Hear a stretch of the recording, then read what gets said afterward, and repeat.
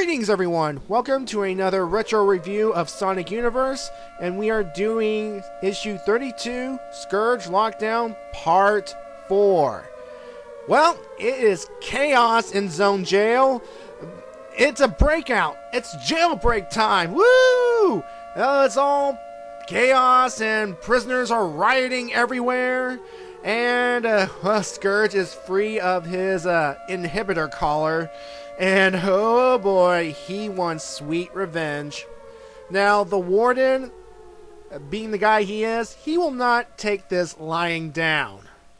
In fact, as soon as he arrives in his office, he demands a status report. He is told that the cell doors are all open, there are riots going down, the command center stations are destroyed, which means the guards cannot fiddle with the artificial gravity, and all collars but 6 are still activated. And the 6, we all know the identity of these 6 deactivated collars. And they are going to need a lot of backup to contain the chaos, and boy is it chaotic. And Scourge, oh boy, when he is unleashed, he takes no prisoners. In fact, he first targets the guy who shaved down his spines, and then goes after the guy who made him a basketball, and then chased down the dog gang that bullied him earlier on in this arc. They're not calling him Snot anymore. And as he was having a bit of fun with the prison guards, Sergeant Simeon shows up to remind Scourge that time is of the essence. Fiona has gone to get their gear and they need a plan. So, Scourge comes up with a plan. They need to get outside in the yard where the guards can't get them as much, and he wants Al and Cal. Meanwhile, in the prison processing area, while there are looters getting stuff from the shelves, Fiona makes her way to a certain shelf to get their stuff, but someone has beaten her to it. Now, if you take a look at the serial number of the shelf, it says SU-029-032. That's essentially the issues that encompass this arc. And that's a nice little Easter egg. In fact, another Easter egg, look at the shelf above. SU-025-028. That's a nice little nod to the Silver arc. And you can see Enerjac's claw and cape right above. And that's a nice little nod.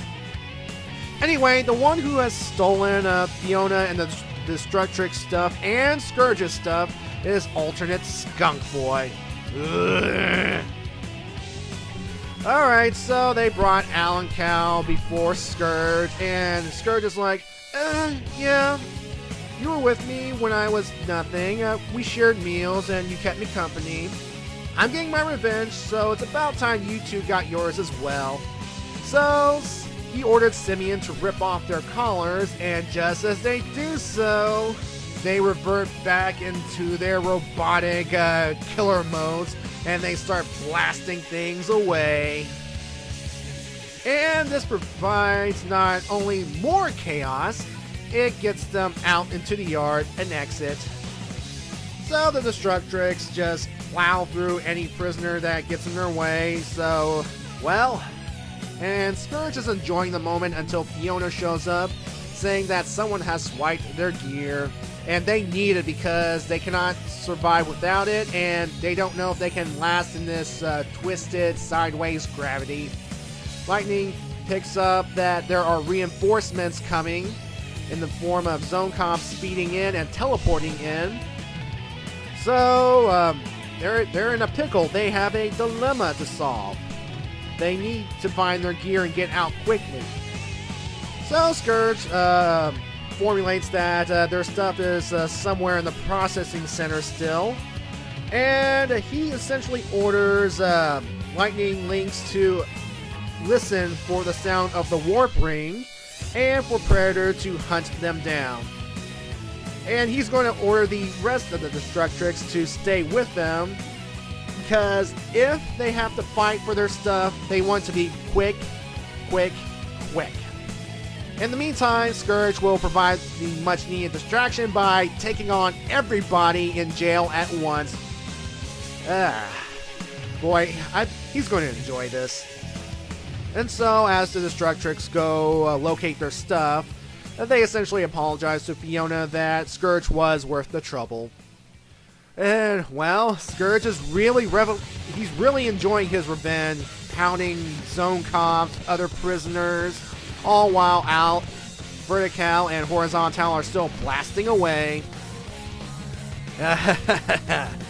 And I just love this little moment right here. Bow to your superior! Ha ha ha! Meanwhile, at some other location, King Max and alternate Skunk Boy are looking through the Destructrix stuff. And Max is like, I cannot wait to return to my own world and conquer it. And then Skunk Boy, alternate Skunk Boy I mean, happens to find the warp ring and accidentally activates it. And as the two were about to enter it, the Destructrix barge in and beat the ever-living snot out of them. Well, off-panel. And, well, Flying Frog presents Fiona her clothes, and she orders them to, well, secure the warp ring and hurry up. Oh, and the Warden is getting desperate. He's starting to use field of effect inhibitors. When activated around prisoners, it inhibits them, and in the case of Alan Cal, brings them down to human imp-ish levels again. So, at this point, prisoners are being rounded up, being secured, and the Warden is like, I thought I freed you of your crippling ego. Ugh. You stupid hedgehog! This is your last chance to surrender. So Scourge is pondering whether or not to, at this point, either go help Al and Cal and escape, or just leave them to rot in prison. So, what does Scourge do? What does he do in this dilemma?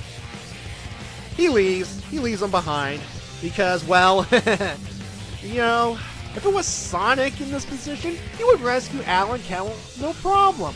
But remember, Scourge is a villain. He is evil. He says, screw you, I'm out of here, blah, blah, blah.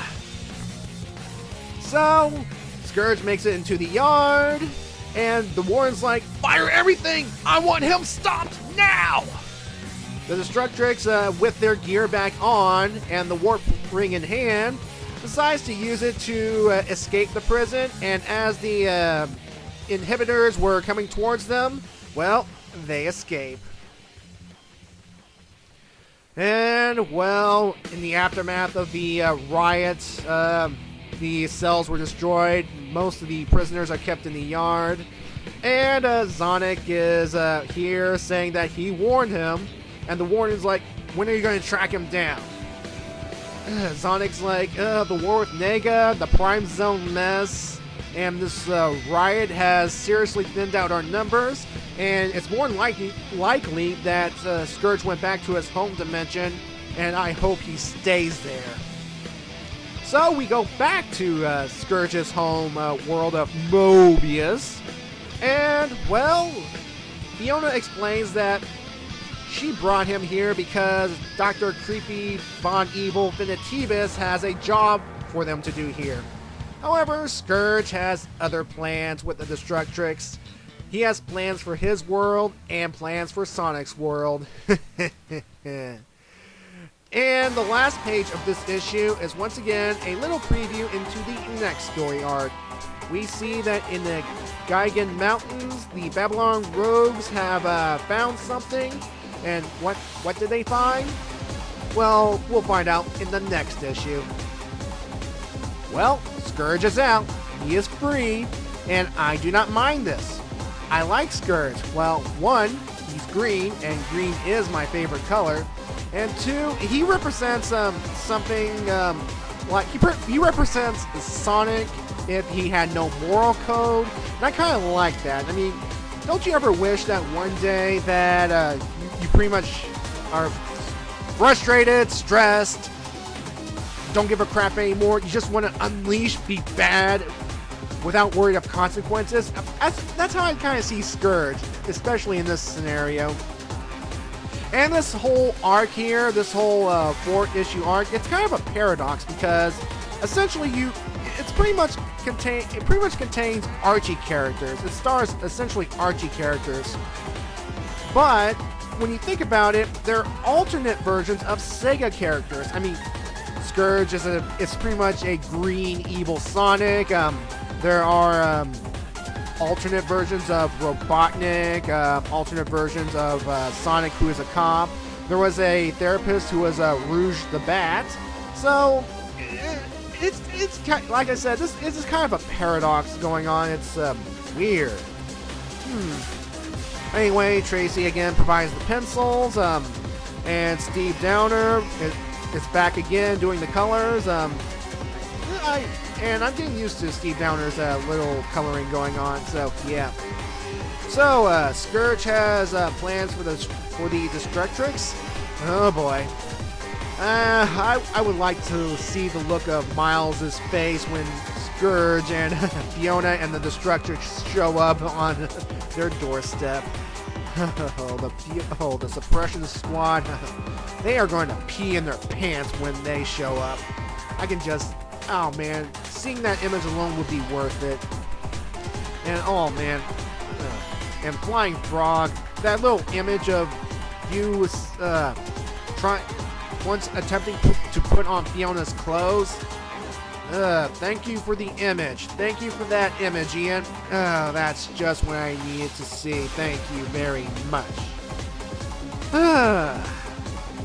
Yeah, so it's kind of weird having a Robotnik who essentially is has this roughly the same quote-unquote personality as the Robotnik we know, but on the side of truth and justice, going against a very evil hedgehog. Yeah, it's kind of weird. I mean, I'm not talking about like the Robotnik of Scourge's home dimension. I mean the Warden right here. I mean, he's essentially Robotnik if he believes in truth and justice, and still has his childlike demeanor, his playful attitude, and yeah. So overall, I'm going to give this issue an 8.4 out of 10, and yeah, that's it for Scourge. For the moment, we won't be seeing him for a while. We won't be seeing Fiona or the Destructrix for a while because of what's all been happening throughout the comic. And that last little scene with the Babylon Rogues, well, it takes place after the effects of Genesis, so as far as we know, Mobius Prime is now somewhat back to normal. So, anyway folks, thank you for watching this review, and I will see you next time.